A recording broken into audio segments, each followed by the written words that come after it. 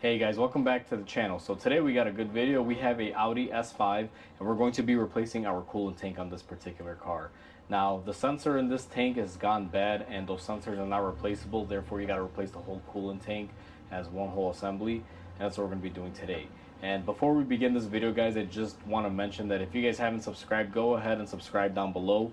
It'll definitely help the channel grow and it'll keep you up to date on more awesome content if you like this style type of video. So with that said, let's go ahead and begin on the repair. Where we're going to begin guys is actually going to be quite simple. We have this line here and this line towards the back. They feed into the top of the tank. We're going to take our little pocket screwdriver and you'll notice there's a clip here. And what you're going to want to do is just lift up and make sure you don't lose the clip. If these things fly, they do not sell them separately. So you just want to be very careful with that. Make sure you don't lose it. And we're going to do the same exact thing with the one on the back side here. Just lift it up and gently go ahead and remove it. Just push it to the side. Now what I'm going to do is remove my cap. Unfortunately, my new tank did not come with the cap, so we're going to have to reuse the old one. But that's not going to be a big deal because, like I mentioned to you guys earlier, the sensor prongs that are in here are bad. That's why we're replacing the tank. Now I have not emptied my coolant reservoir. Before you do this, I would recommend emptying this out or somehow getting the fluid out. Now I'm gonna go ahead and do that by extracting it using my fluid extractor. So I'll be right back with you guys after I've gone ahead and done that. We're done removing the coolant out of the tank. Now even though we removed most of it, we're still gonna have some spillage when we open this up. So you can do your best and remove as much as you can. Now what we're gonna do before we go ahead and remove our main line for our coolant is we're gonna remove the two 10mm bolts that hold the tank onto the body. And you're gonna be kind of nestled where the AC lines are here, so you're gonna need an extension to make it a little easier. And you should be able to access them. You guys can see they're not really that difficult to get to right there. Now that those two have been removed, we should be able to lift up on our tank. Now this is going to be a little tricky, and I'm going to have to show you guys here a little bit by zooming you in. Let me get my lighting correct here, because this is going to be a little bit of a tough one to show you guys on camera.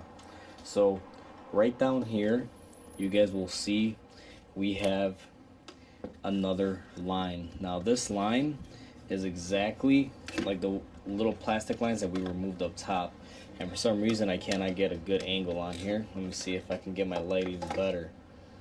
I don't know how well the camera's gonna pick it up, but you'll see right here, this is our tube that connects the tank to the radiator. This also has a clip right up here. What we're gonna do is go ahead and lift up on it and hold the tank down as you do this, because it's gonna want to lift up on the whole tank. And once you lift it up, just kind of jiggle it, and we have a little bit of coolant loss but not a whole lot, so suctioning it out, we did a pretty good job there.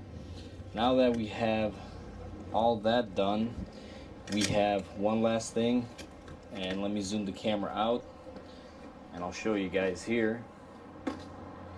So the last thing that is left is our connector for our sensor, which is going to be right here. It's a 2-wire. What I like to do on these, and a lot of different people may vary on this, is I just take a little flathead, put it in there, try to wedge it open, and then, you know, it eventually comes out just like that.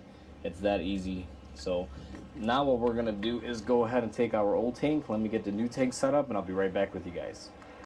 Alright guys, so we have our new tank here. Make sure you remove this rubber grommet from the bottom of the old tank if it was left on. It was on ours. We're actually going to be reusing this. We needed to line it up. Now the way we're going to install this is the reverse order of removal. We're going to start off by installing our sensor connector here, and make sure that it snaps in all the way. I like to check it and pull on it, make sure it's nice and tight. And what I'm gonna do now, and I probably won't be able to show you guys on camera, but I should have showed you this connector a little bit in detail. This is the lower connector here. We're going to connect that to the bottom of the tank. So I'm gonna just set up the camera right here, and hopefully you guys can get a little bit of a visual on how I do this here. It's quite simple. As soon as it goes in, you just snap that clip and it'll hold in, and then you just put it on the grommet and line it up. So that would be the lower hose installed. Now back up top here, we also have our two 10mm bolts. We're gonna line this up here on our tank and go ahead and put in our first bolt, and then our second one. These don't take a lot of torque. I'm just gonna use my gun here to just lightly drive them into place. You don't want to go crazy and over tying them, so just make sure you're easy with it. Then what we're going to do is take our upper line and we're just going to snap it in. You'll kind of feel it, it'll fall into place, and you just push that little clip down. And we're going to do the same thing with the other line that we had up here in the front. Just go ahead and push it in, you'll feel it go in, and then go ahead and snap the clip and make sure it's nice and tight. Now that we've gone ahead and we've done this, what we're going to do is go ahead and fill up the coolant, and we're going to just run the car for about 20 minutes. Make sure that no air got into the system, although there shouldn't be any air. So let me go ahead and get my antifreeze poured in there. Alright guys, so I've gone ahead and I filled up my system, and I just stuck my light here on the side of the tank to make it more visible. These are quite easy to read. Audi, Volkswagen does probably the best job at this, but they give you a minimum and a max that's right up front, real easy to read. As you guys can see, we are right there at our max line. We're actually a little bit over, but that's not really going to hurt anything.